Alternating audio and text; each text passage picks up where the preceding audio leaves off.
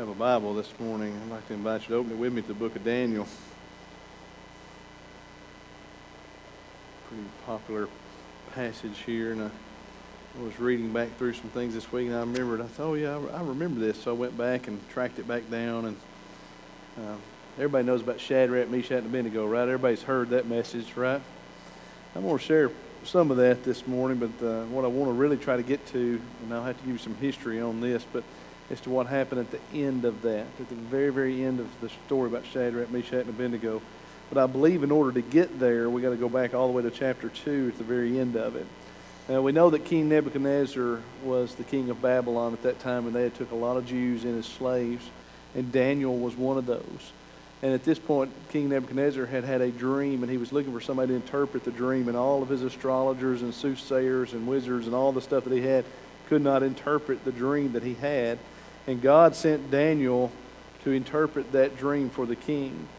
And it says, then, and this is in verse 46 of chapter 2, it says, after Daniel had interpreted the dream, then King Nebuchadnezzar threw himself down before Daniel and worshipped him. And he commanded his people to offer sacrifices and burnt sweet incense before him. The king said to Daniel, truly your God is the greatest of gods, the Lord over kings, the revealer of mysteries, for you have been able to reveal this secret. And so I want you to get a picture of this King Nebuchadnezzar, who is the Babylonian king, who was a pagan king, who has bowed down before Daniel and said, your God is the greatest of all the gods. Your God is the revealer of mysteries, Lord over kings. And he's allowed you to be able to reveal this secret. It says, then the king appointed Daniel to the high position and gave him many valuable gifts. He made Daniel ruler over the whole province of Babylon and was as chief over all of the wise men. So he promoted Daniel to this spot that was so high up. He was over all the wise men of the king, all the counselors he had, all the soothsayers, all the astrologers. Daniel was over them. Okay. After he interpreted this dream, the king put him in a position of power because of this. And remember, the king says, your God is the greatest of all gods. So it says, at Daniel's request, the king appointed Shadrach, Meshach, and Abednego to be in charge of all the affairs of the province of Babylon while Daniel remained in the king's court. So it was Daniel who had Shadrach, Meshach, and Abednego promoted. Okay, it was Daniel who sent for them and said, look, king, I want you to promote these guys. These are great guys. I want you to put them up in a place.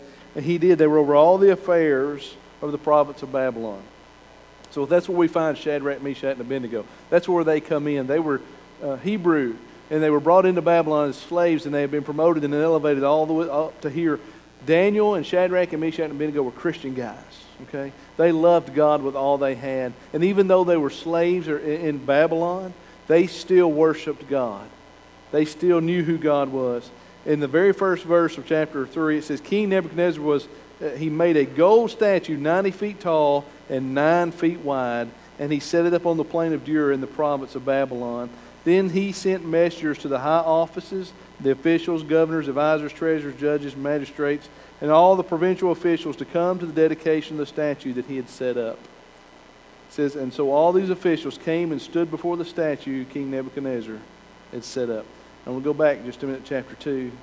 Remember when the king said, Daniel, truly your God is the God of all gods, the Lord of all the kings. Remember that? And he turns right around and sets up a 90-foot statue, probably of himself. And listen to what he's about to do. Then a herald shouted out, people of all races and nations and languages, listen to the king's command. When you hear the sound of the horn, flute, and zither, and lyre, and harp, and pipes, and all the other musical instruments, bow to the ground and worship King Nebuchadnezzar's gold statue. Anyone who refuses to obey will immediately be thrown into the blazing furnace. Wow. This is the same king that just recognized Daniel's God as being the greatest God of all, but yet he sets up a statue of himself and says, look, you're going to bow down and worship her, I'm going to kill you. Pretty much, basically, is what it said. I thought about that long and hard. And I looked back at what the king had said. Daniel, your God is the God of all gods. And I got this drawing conclusion of how people are today. They know about God, and they know how powerful God is, but yet they will not bow down and worship him. This king knew. He knew that he'd give Daniel the interpretation of the dream. He knew that Daniel's God was the God of all gods, the God of the kings, the Lord of kings, all that. He knew it. But yet he still turned right around and set up a statue to be worshipped. So as I was looking at that, I was thinking, that's exactly how people are today. They want to be a Christian. They want to be a good person. They want to be something that God will be proud of. But yet when it comes right down to it, they'll turn around and turn their back on God on a whim. And you tell me if I'm wrong. There's a lot of people that's like that. And I thought, well, God, why are people like that? Why can they not grasp it? Why can they not see? This king saw what Daniel did. He admitted it with his lips. He bowed down before Daniel and worshiped Daniel because of what God had done through him. But yet he still didn't get it. It's like all the people that saw the miracles Jesus did. Ooh, wow, that guy was dead and now he's alive. And they still never got it. What does it take? And I truly believe this, that God has to reach into your heart and get your heart ready for what God's going to do. You have to be prepared for what you're about to see and what you're going to fix to believe. And I think that this king, right, and this is probably just for us today, but the herald shouted out, said, look, we're going to play musical worship. When the music starts, you got to bow down and worship. And if you don't, we're going to throw you in the blazing furnace. And so at the sound of the musical instruments, all the people, whoever their race and nation language, it says, bow to the ground and worship the gold statue King Nebuchadnezzar had set up. So everybody didn't. Nobody wanted to get through in the fiery furnace, right? Amen? This means yes. Nobody really wants to be thrown in the fiery furnace, right? That just doesn't sound like a great time. He said, but some of the astrologers, and here's the setup on this, went to the king and informed on the Jews that, and said to the king, long live the king. We love you, brother, but you issued this decree requiring all your people to bow down, but, there's these Hebrew guys that's just not bowing down. They're not doing it. Well, this enraged the king. He got mad. I'm just going to paraphrase some of this, so I don't have to read all of it to you. And so he sent for Shadrach, Meshach, and Abednego to be brought into him. And after the astrologers had told them, because they were probably jealous that he had set them up higher than them, was probably why they did it. But Nebuchadnezzar, he says he flew into a rage, got really mad. He ordered that they be brought before him. And when they brought him in, he said to them, is it true, Shadrach, Meshach, and Abednego, is it true that you refuse to serve my gods, to worship the gold statue that I have set up? I will give you one more chance to bow down and worship the statue I have made. And when you hear the sound of those musical instruments, but if you refuse, you will be thrown immediately in the blazing furnace. And then what God will be able to rescue you from my power? Now, two things right here. First one is what God? He already admitted Daniel's God. And he said, from my power. And I'm going to tell you, I've always said his power is an illusion. You think you have power over something, you really don't. God has the power. He allows it to work through you sometimes, but you really don't have the power. The power comes from on high, not from in you. And this king, with all of his money and all his stuff, thought, with my power, what God will be able to rescue you? And so Shadrach, Meshach, and Abednego, and they replied. And I want you to notice how they replied because it's important. This is going to get to where we want to go to. O King Nebuchadnezzar, we do not need to defend ourselves before you. If we are thrown into the blazing furnace, the God whom we serve is able to save us. He will rescue us from your power, your majesty. But even if he doesn't, we want to make one thing clear to you. We want to make it clear. Your majesty, that we will never serve your gods or worship the gold statue you set up. These three young men took a stand for what they believed. And more than that, they trusted God that he would deliver them from the stand that they took. Knowing it very well may cost them their lives. They may be thrown in that furnace and that may be it. It may be over. But they took a stand on what they believed. You know what I call that? Putting God first. They just put God first in control of their lives. And they were depending on him to take care of everything that come after. Everything that come after. They told that king and they did it the right way. They took a stand the right way. O Majesty, O Lord. They recognized he was a king. They recognized who he was. And they said, look, we're just not going to worship your gods. We're just not going to do it. And whether we die or whether God rescues us, it's not going to happen. The very next line says after they told him this, that King Nebuchadnezzar was so furious at Shadrach, Meshach, and Abednego that his face became distorted with rage. You ever been that mad? That your face becomes distorted? He was mad, wasn't he? He was very, very angry at what they had said. They had defied him. So he commanded that the furnace be heated up 7 times hotter than what it normally was. He said, look, we're going to throw you in the furnace, and I'm going to make it so hot that you won't be able to survive a second. When you first get closer, you're just going to die right then. 7 times hotter than it normally was. Then he ordered some of his strongest men of his army to bind Shadrach, Meshach, and Abednego, tied their hands so they couldn't fight back. They tied their feet so they couldn't run. And after they done that, he said, so they tied them up and they threw them in the furnace, fully dressed in their pants, turbans, robes, and other garments.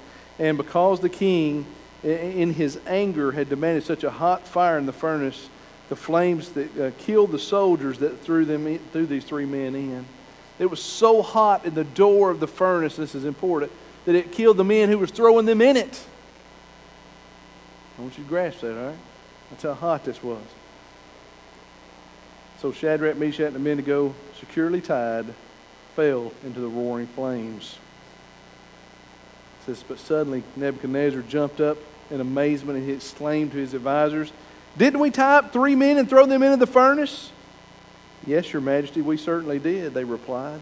Look, Nebuchadnezzar shouted, I see 4 men, unbound, walking around in the fire unharmed, and the 4th looks like a god. And I think if you got a King James Bible this morning, it'll say the Son of God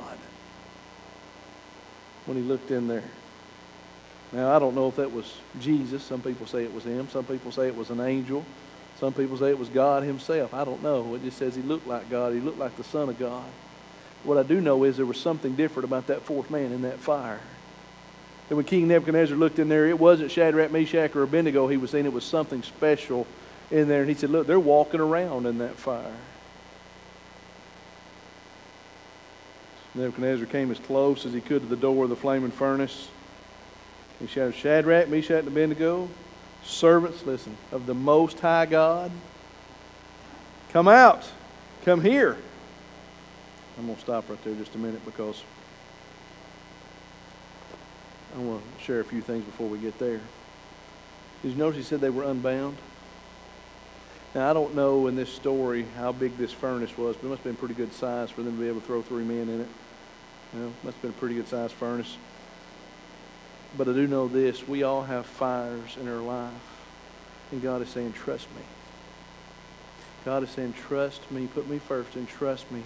And I will unbind the things that's binding you. And I will deliver you.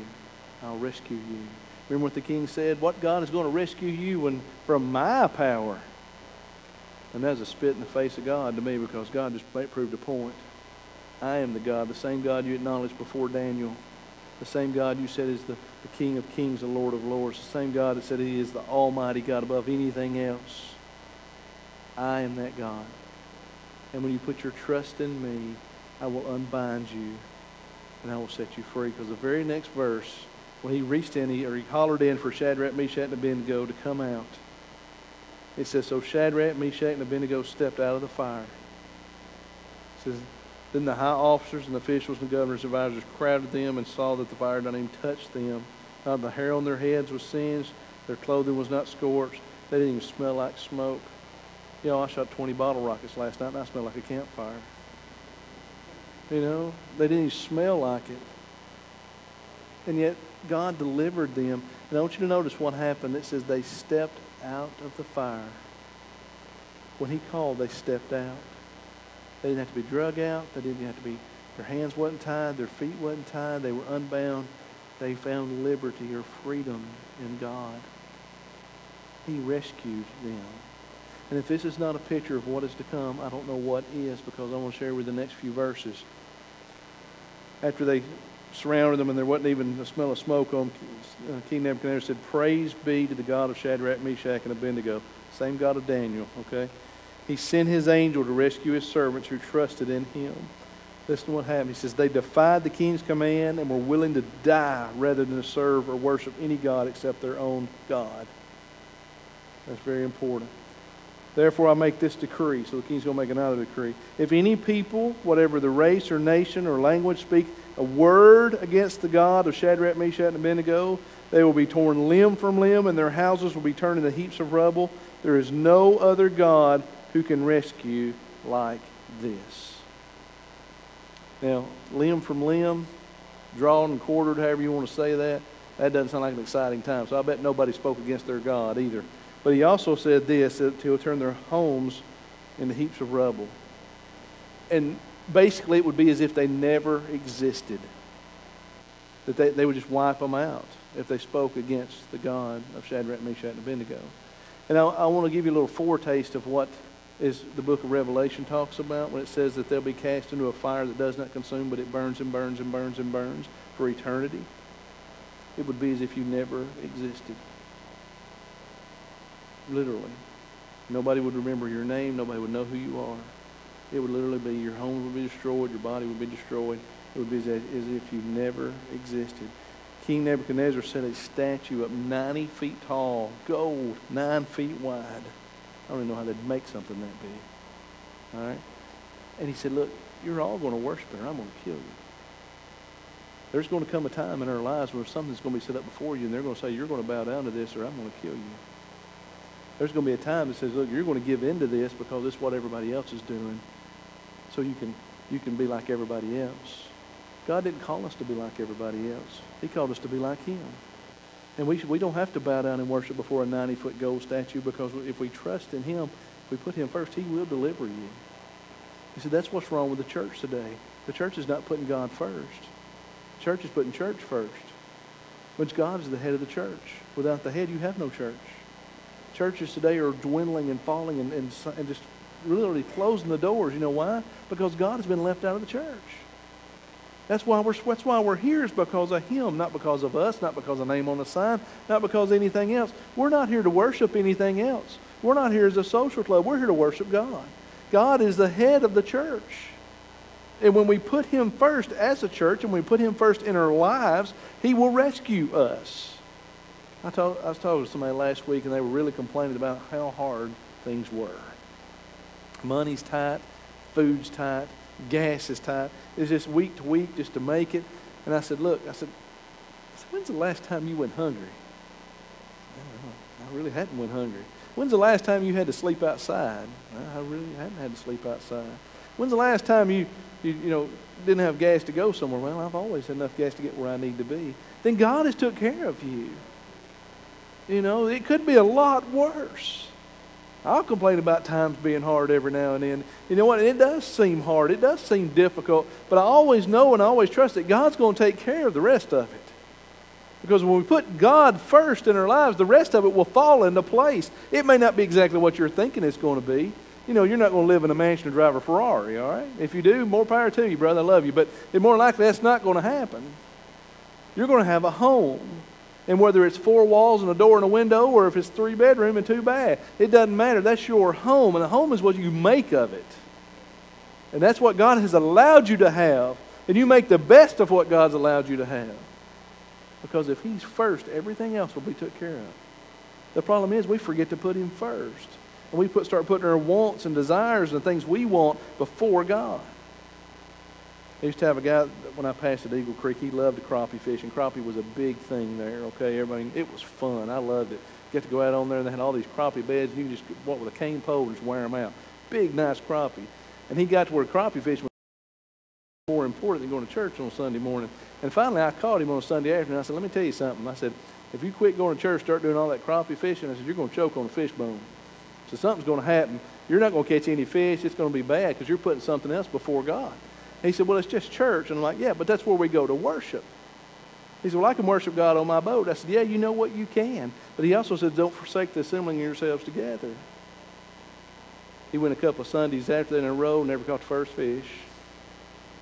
He come back in, he said, you was right, I didn't catch nothing. He said, I have to start going to church and go fishing after church. I said, there you go, you got it. Put God first in your life and watch what happens.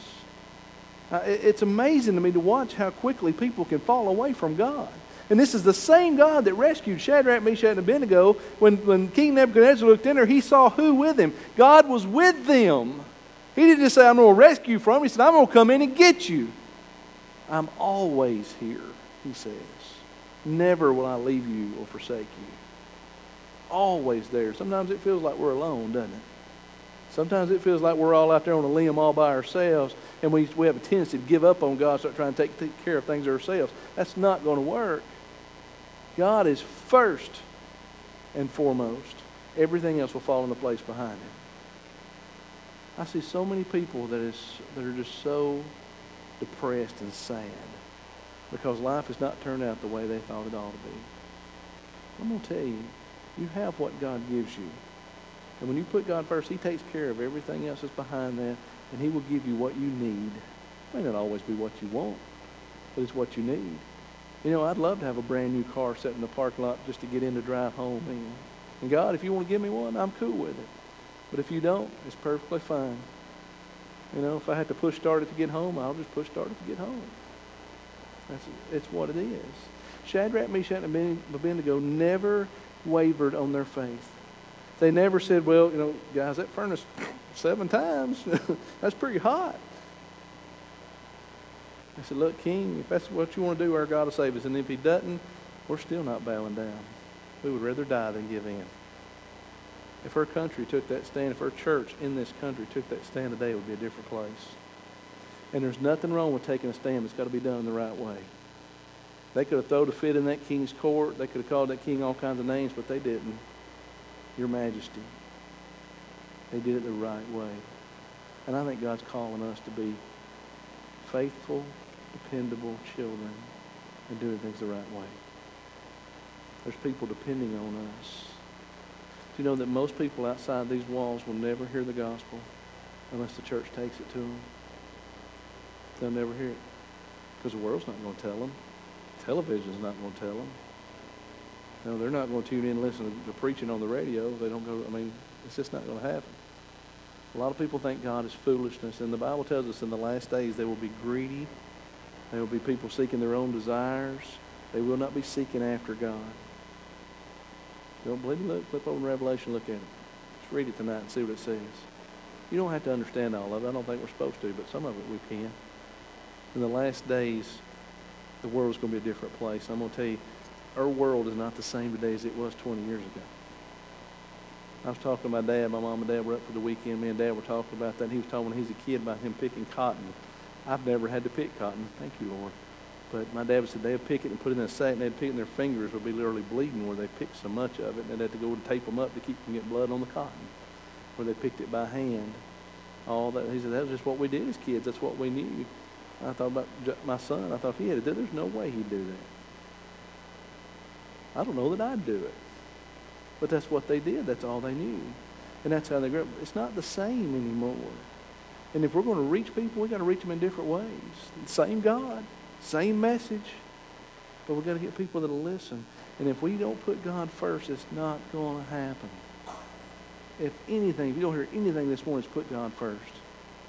Because that's what it's going to take for the church to reach out. It's what it's going to take for you to reach God. It's what it's going to take for you to be rescued. Rescued from that fiery furnace. He promoted Shadrach, Meshach, and Abednego to even higher positions in the province of Babylon. If you'll remember, those astrologers are the ones that set them up. They're the ones that went to the king, hey, you know, these guys you promoted, they're not bowing down. And by doing that, see what happened, they even got put higher above them. It never pays off to be crooked. Never. Deceitful. It never pays off. There's good and evil in this world. This story right here, this passage, this recording of history tells us that. And even though we may serve a king or a president that we don't agree with, we don't have to bow down to it. The only person we're responsible bow down to is Him. And that's putting Him first. So my question is this morning, what are you willing to move out of the way to put Him first?